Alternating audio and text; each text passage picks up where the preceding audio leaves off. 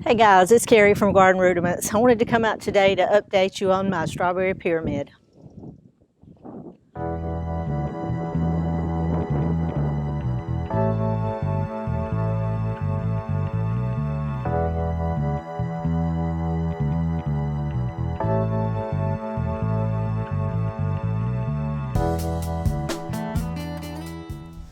So the plants in my pyramid have really been doing well. I have three kinds of ever-bearing strawberries. I have an early glow, a seascape, and then I can't find my label on the others. I'd have to go back in and look, but they've all been doing really good.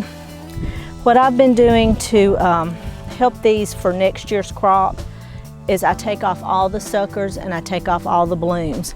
At this time of year, all we want them to do is to put on roots and make strong, healthy plants. So I go through and I look at the base of the plants and I look for a sucker. So you can see this is a leaf that's coming out.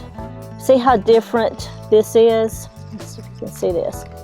It looks more like a runner, exactly how it gets its name. It has one little leaf top on the tip, but this is a runner.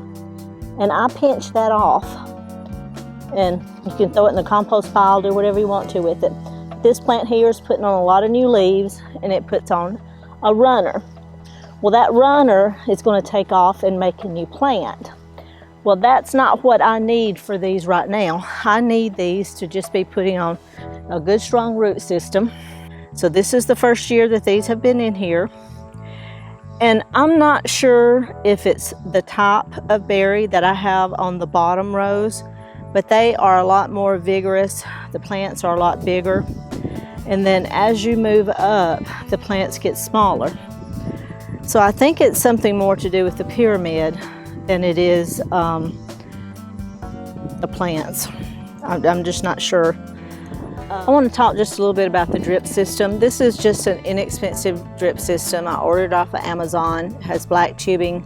Of course, it came with the tubing. It came with connectors. If you needed to splice, if you needed to, if you needed an end cap, everything is provided in the kit.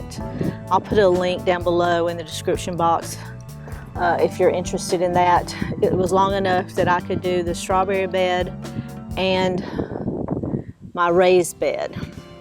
So that's how much tubing, I think it was 100 feet is what I bought, and it was very inexpensive, and it works well.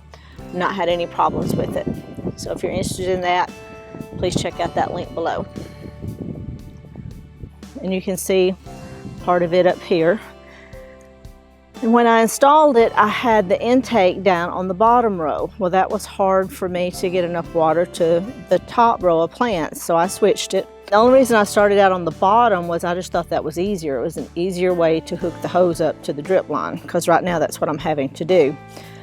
But since I put it up here on the top, that way the water's always running downhill, and it makes it easier for all the plants, you know, to be watered well. So I turn it on about twice a week, and I leave it on for about 30 minutes and give them all a good drink.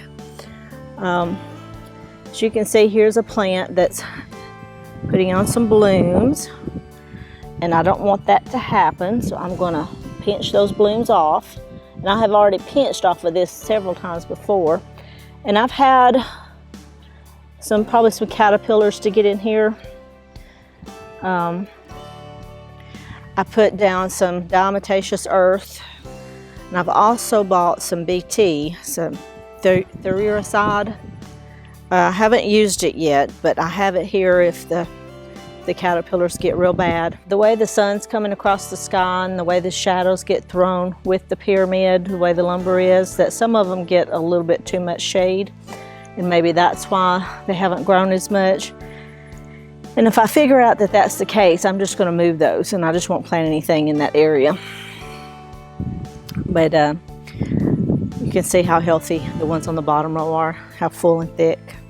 And the reason I planted so many, I don't want just a few to come out here and you pick a couple off and you get to eat a few. I want to have enough to be able to, if I want to make jam, I can make freezer jam, or if we want to have them with cake, or if I just want to freeze whole strawberries, I'll have them. But anyway, I'm very pleased with these. I think the bottom ones here are the Seascape. And if so, you know, I might end up just letting them grow all the way up to the top and using just the Seascape. But they're really doing well. And like I said, I had 3 tops here. So thank you for watching today. And I hope you'll love seeing my strawberries next year, because I can't wait to get the first big strawberry off of them. Thank you for watching, and I hope you'll like and subscribe, and I'll see you next time on Garden Rudiments.